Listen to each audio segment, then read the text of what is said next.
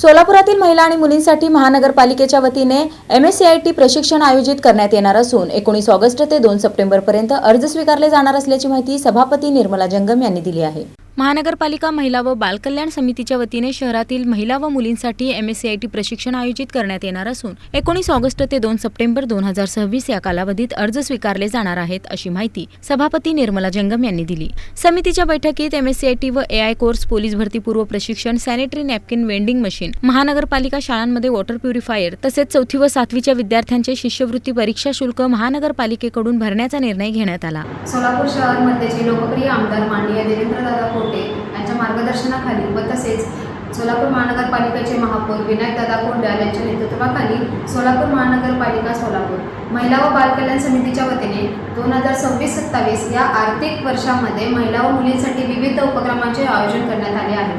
महिला व मुलींसाठी MSCIT प्रशिक्षणासाठी जाहीर आव्हानाद्वारे अर्ज मागवण्याची प्रक्रिया सुरू करण्यात आली आहे।